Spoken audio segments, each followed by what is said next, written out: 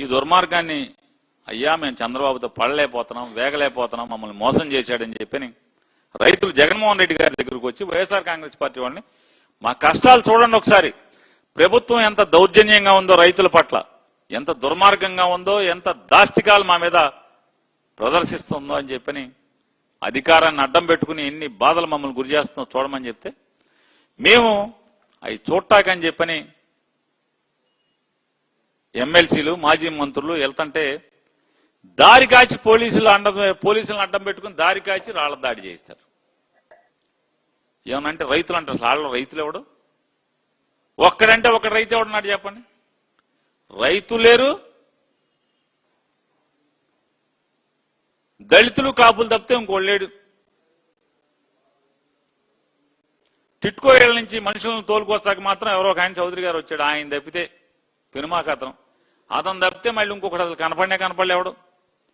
అంటే ప్రతి చోట నీచమైన రాజకీయాలు. ఒకవేళ మేము సంయమనం పాటించకుండా మేము కూడా ఏమన్నా దూకుడుగా వెళ్తే అమ్మో కాపులను కొట్టారు, దళితులను కొట్టారని చెప్పని ఎంత తప్పుడు కేసు పెట్టారంటే మేము కార్లు వేసుకునంట సెంటర్కి వచ్చి వాళ్ళందరినీ రెచ్చగొట్టి వాళ్ళని రాళ్లతో కొట్టామంట, కర్రలతో కొట్టామంట, రాడ్లతో కొట్టామంట. కొడతలే కాకుండా అక్కడ ఉన్నటువంటి ఒక ఇద్దరిని దళితుల్ని కులం పేరుతో దూషించామంట.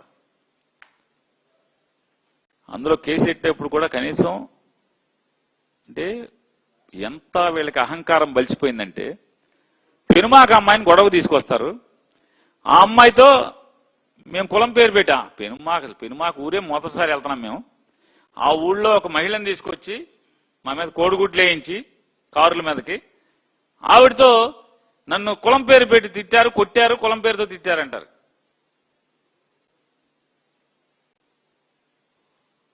ఎంత పచ్చి దాకా చూడండి. ఆవిడ పెనుమాక ఆవిడ ఇక్కడికి ఏం పని? పెనుమాక వాళ్ళకి ఇక్కడికి ఏం పని అంటున్నా? పెనుమాక టిట్కో ఇళ్ళ వాళ్ళకి ఇక్కడ ఏం పని? పెనుమాక టిట్కో ఇంట్లో నివసించే వాళ్ళకి ఈ ఉండవల్లి సెంటర్లో ఏం పని ఉండి వచ్చారు మేము వస్తుంటే? ఎవడికి తీసుకొచ్చాడు? ఎంతకు తీసుకొచ్చారు?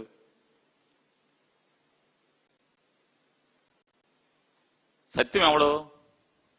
పాలకొల్లు సత్యం అనేవాడు ఎవడు ఉన్నా అంటే ఆడెవడు? ఎందుకున్నాడు అక్కడ?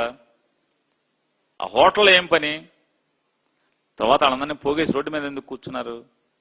ఇవాళ కాకపోతే నిజం రేపుడికి అయినా ఖచ్చితంగా వస్తుందండి. మీరే సమాధానం చెప్పుకోవాలి వీటన్నిటికీ.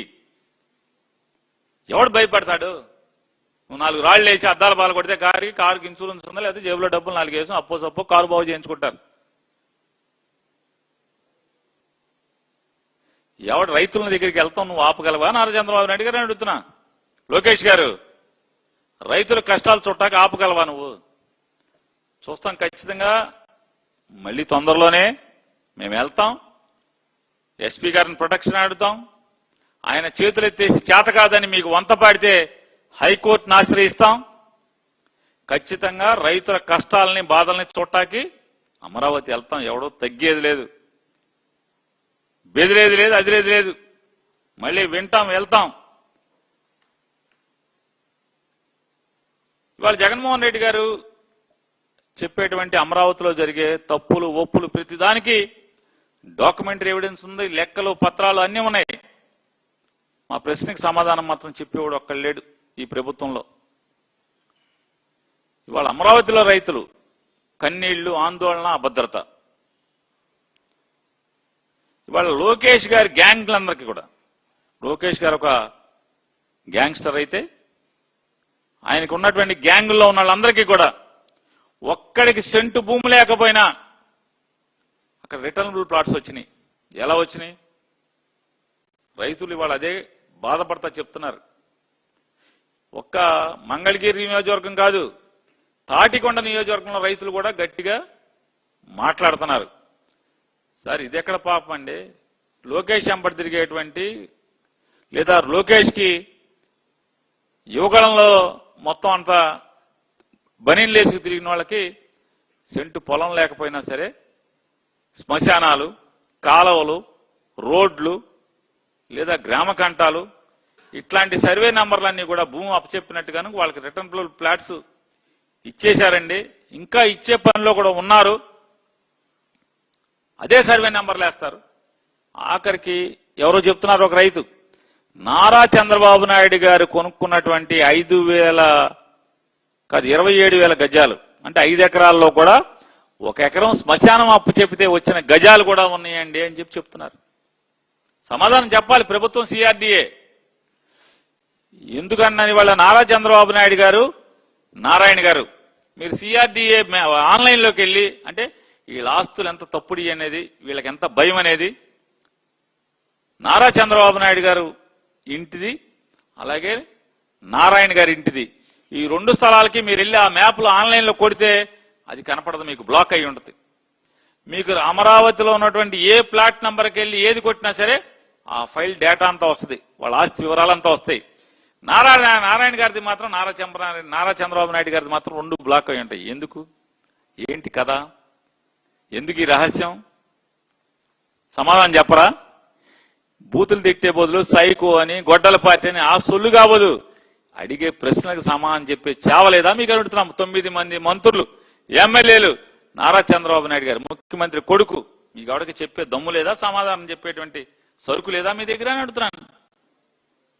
ఇవాళ నిజమైన రైతులు ఎంత ఏడుస్తున్నారంటే, గ్రామాల్లోని రైతులు ఇళ్ల ముందు గ్రామ కంటాలు కూడా దౌర్జన్యంగా సిఆర్డీఏ పేరు మీద కబళిస్తున్నారు.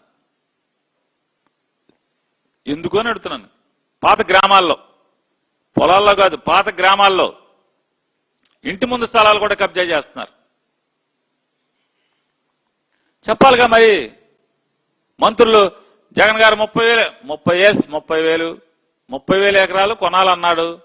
మీరు కొనుంటే ఇవాళ మనకి ఎంత ఆస్తిగా ఉండేది. ఇవాళ నిజంగా జగన్ గారి సలహా కదా సంపద అంటే. ఇవాళ ఎందుకని 30,000 ఎకరాలు కొనుంటే 1000 ఎకరాల్లో అయితే మరి ఒక 50,000, ఒక 60,000, 70,000, 1,00,000 కోట్లు అవుతుంది కదా. ఇవాళ విలువే చంద్రబాబు నాయుడు గారు కొనుక్కున్నటువంటి రేటు ప్రకారం చూసుకున్నా కూడా ఇవాళ 50,000-60,000 కోట్ల ఆస్తిగా ఉండేది కదా అది.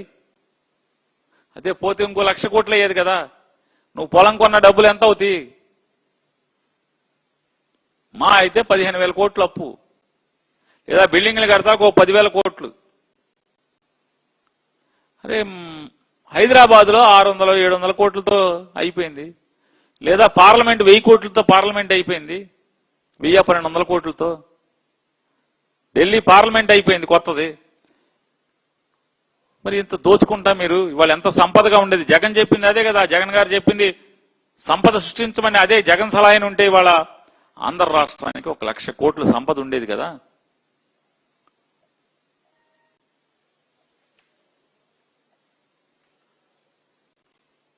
మేము ఒక్కసారి ఈ ప్రభుత్వాన్ని, నారా చంద్రబాబు నాయుడు గారిని, అలాగే మంత్రులందరం కూడా గట్టిగా అంటున్నాం, బూతులు మానండి. గొడ్డలి పార్టీ, ఆ పార్టీ, ఈ పార్టీ ఎన్ని మానండి. మీకు చావు ఉంటే, సత్తా ఉంటే, మీలో నిజాయితీ